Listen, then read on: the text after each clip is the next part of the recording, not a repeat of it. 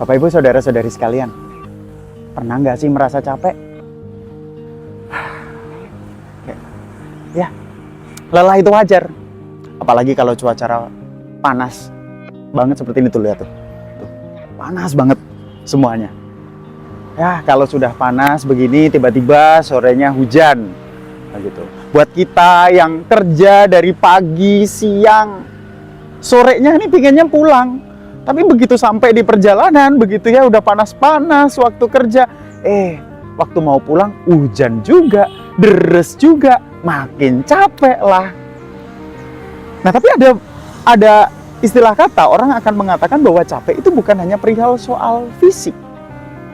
Ada juga ya capek kalau dalam artian kita sudah lelah lah dengan segala sesuatu, terutama kalau bertemu dengan rutinitas tertentu gitu ya.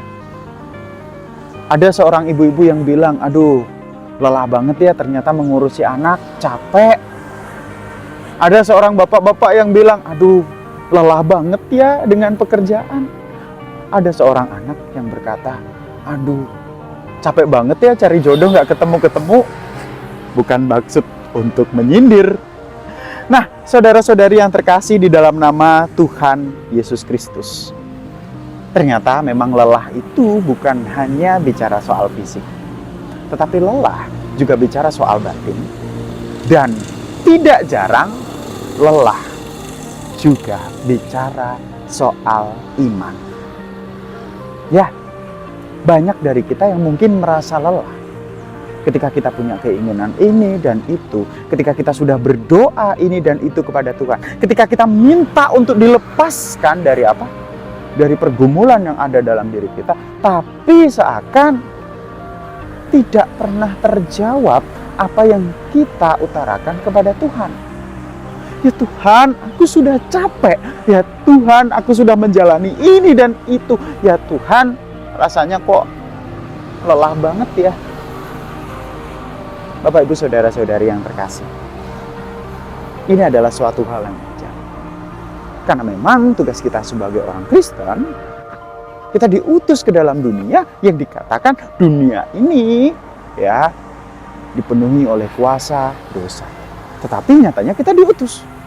Diutus untuk apa? Diutus untuk melaksanakan misi kerajaan Allah. Begitulah yang diucapkan oleh banyak pengkhotbah maupun pendeta. Ya, teori tidak semudah realita. Tapi tenang, karena Bapak Ibu tidak sendirian. Bacaan kita dalam Ratapan 3 berbunyi juga demikian. Ia menempatkan aku di dalam gelap, seperti orang yang sudah lama mati.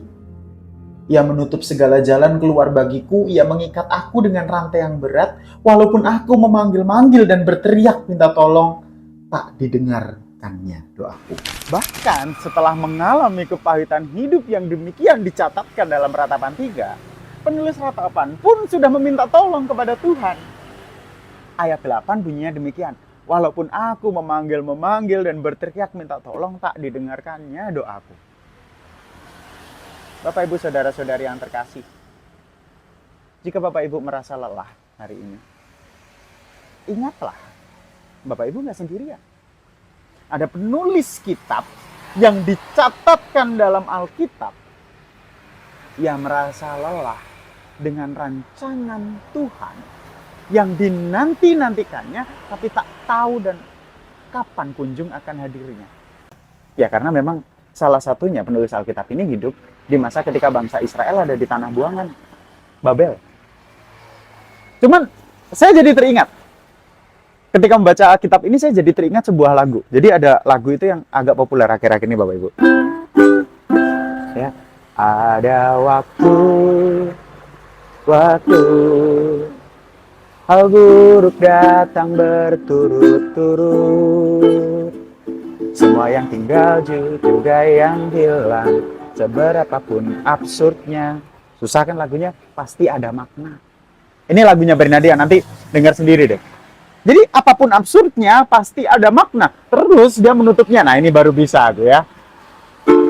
Untungnya dunia masih berputar.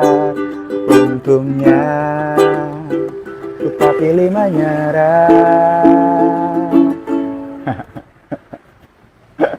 Ini lagu kesukaan anak muda, Bapak Ibu.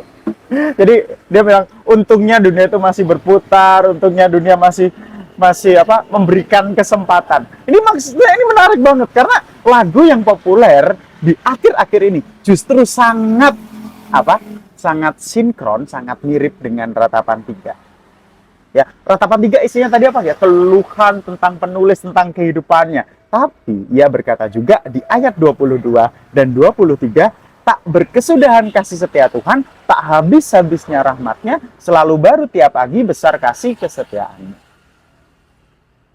Tuhan adalah bagianku, kata jiwaku. Oleh sebab itu aku berharap kepadanya. Masih kurang. Ayat 31 dan ayat 31 sampai 33 bunyinya demikian. Karena tidak untuk selama-lamanya Tuhan mengucilkan. Karena walau ia mendatangkan susah, ia juga menyayangi menurut kebesaran kasih setianya. Karena tidak dengan rela hati ia menindas dan merisaukan anak-anak manusia. Lelah itu wajar. Capek itu pasti ada. Tapi percayalah bahwa Tuhan punya janji yang indah. Dan setiap hari kita masih merasakan kasih setianya. Terima kasih. Karena Bapak Ibu, kita masih bertahan. Terima kasih. Karena sudah bertahan sejauh ini.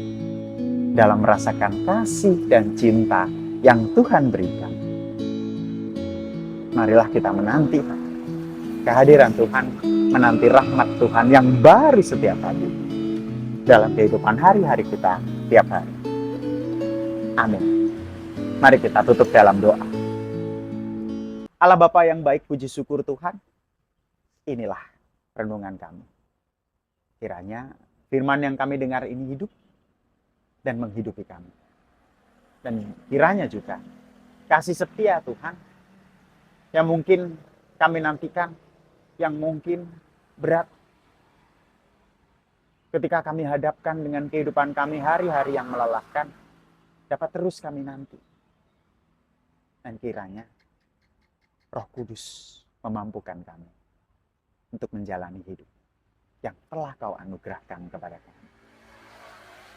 Di dalam nama Bapa yang telah menghidupkan dan mengaruniakan hidup, Tuhan Yesus Kristus yang telah menyelamatkan kami, dan Roh Kudus yang hidup dalam diri kami, kami telah berdoa